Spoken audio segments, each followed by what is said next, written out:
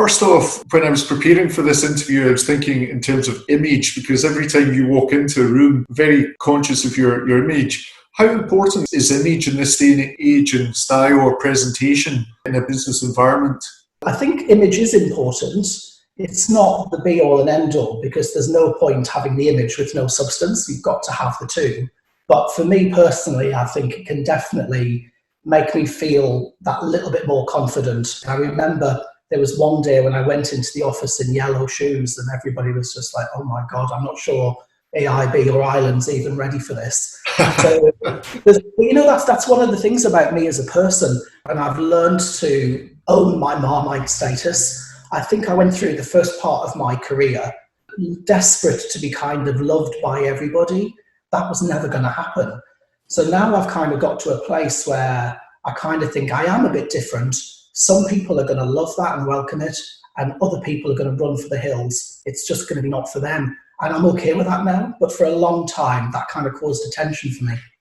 Well, one thing that makes you unique and different to most people is the amount of energy that you bring into a room. What drives you and what gives you that energy? I've got more time now to devote to the things that I love, and I spend less time doing some of the things that I didn't love. So I think that's a good way of giving me energy, focusing on what I'm good at and what I love. What I've tried to do in recent years is really focus on things like my sleep, which to me is, the fundamental thing of all when it comes to energy. If you're not sleeping right, your kind of chances of having high positive energy the next day are drastically reduced. Exercise is a great stress relief for me. That kind of keeps my energy levels up.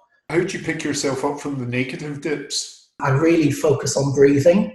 So I learned this really great technique called rhythmic breathing, which is when you're in a state of funk or stress, if you just stop and you focus on your breathing. So you breathe in for 4 seconds, you hold, and then you breathe out for 4, and you hold and you repeat.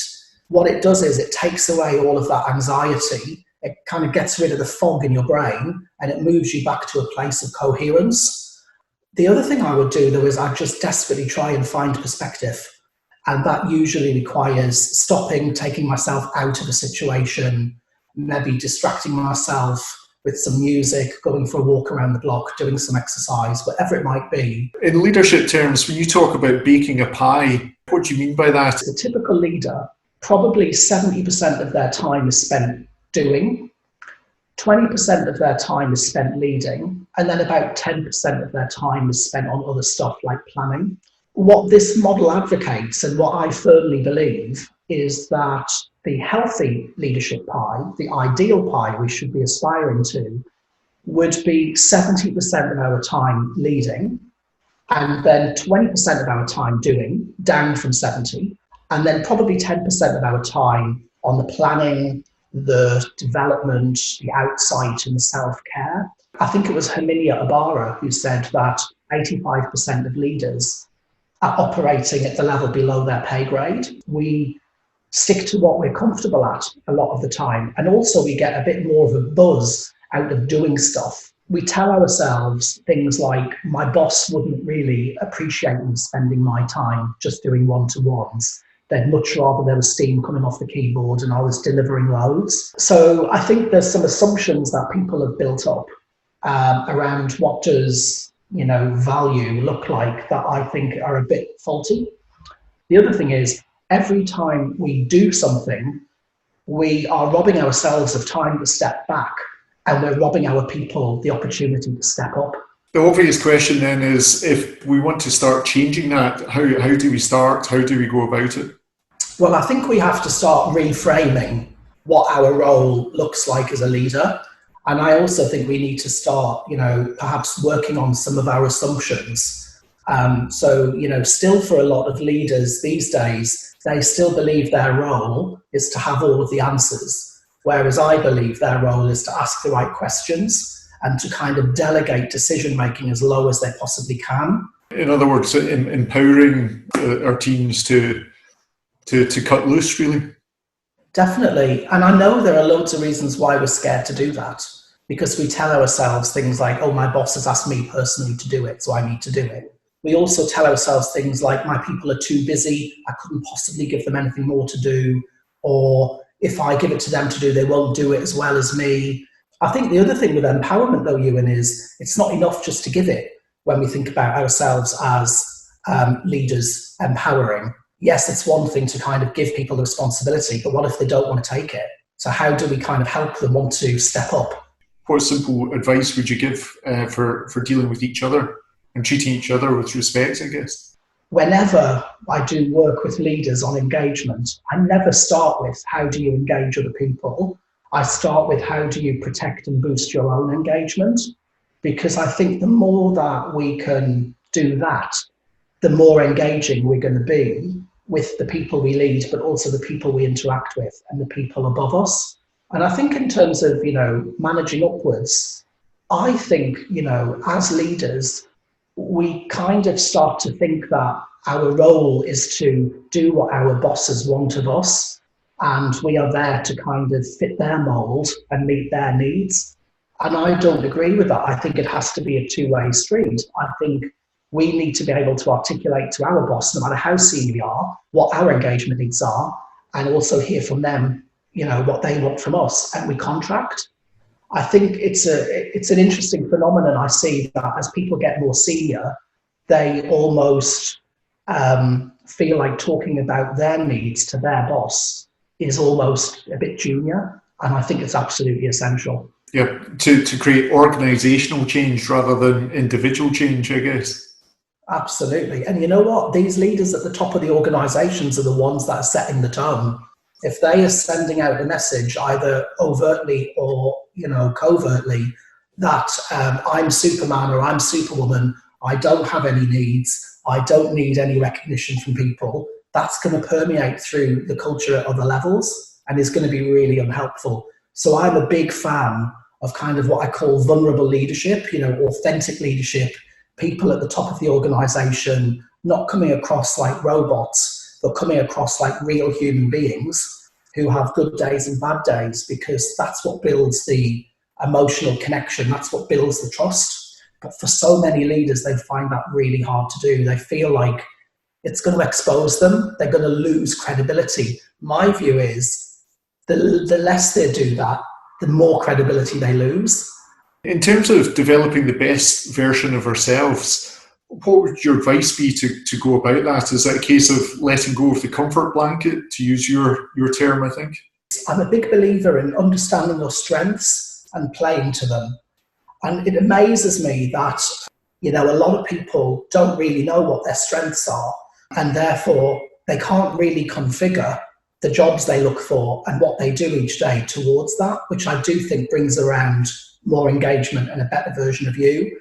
But I think you're right, there has to be a little bit of the stepping out of the comfort zone as well. We need to feel like we're being stretched and developed and staying fresh for us to be, feeling tip top.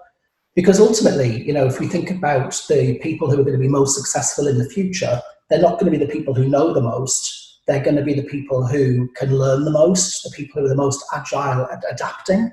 I heard a quote recently which really stuck with me. I'd never heard it before, actually. It's from Mark Twain. And it said that the two most important days in your life are the day you're born and the day that you realise why you were born. And I love that, because I think the more we can understand our purpose, our personal purpose, why are we here on this earth, and the more we can understand our strengths and the more we can kind of combine the two and channel that into a job or a portfolio of work that plays to that, the better we're going to be and the more engaged we're going to feel. I love that quote myself. What's the best lesson you've learned yourself over your career? Well, I can see where a lot of companies go wrong. For example, you see companies thinking that rather than measure engagement once a year, if we measure it more regularly, engagement will go up. It won't. It'll just tell you that it's not where it needs to be more often. The other thing I see is a lot of organisations only really talk about engagement when it's survey time, and then they kind of go quiet. The more you can make engagement everyone's accountability, and the more you can drive it at a local team level, the further you will go. You will always need to do some stuff at an organisational level as well, but let that be the 30% and let the team piece be the 70%. It's when you make that shift to focusing on the local rather than the global, that's when engagement kind of really takes off. Once again, excellent advice. A few quick-fire questions just to brain-dump from you, if that's okay. Your favourite book or one you've read recently? So one is Triggers by Marshall Goldsmith, and the other one is The Way We're Working Isn't Working by Tony Schwartz and John Gomes. And what I think are great about those books are they talk about what are the things that take our energy off a cliff, what are the things that kind of make us question our own value, and they kind of help us diagnose what's going on in that situation, and they kind of help us with tools to kind of help rebuild ourselves. One of the things that I took from the Tony Schwartz book is there's this lovely thing in there around 3 lenses to which you look at a situation. There's kind of the reflective lens, the reverse lens, and the long lens. And when you think about the reverse lens, if someone says something to you and it triggers you and it makes you feel crap, just think about what was their intent. Was their intent to make you feel crap? Or was their intent something else? Have you listened to any good motivational talks or TED Talks recently? Emotional Agility by Dr. Susan David, who's a South African lady who I actually got to meet.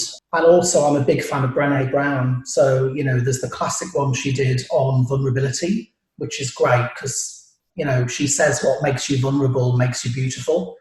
And I'm a really big believer in that. I think being an authentic leader, showing you're not perfect, that's a great way to engage and inspire people. You've given me a few great quotes already, but what's your favourite quote? It comes from Isaac Asimov, and it's your assumptions are your window on the world. Dust them off from time to time to let the light in. And I just think that is so good because we spend so much of our time at work holding on to these assumptions and they don't always serve us. Separating the facts from the feelings, thinking about people's intent, all of that is a great way to kind of make our life taste a bit sweeter.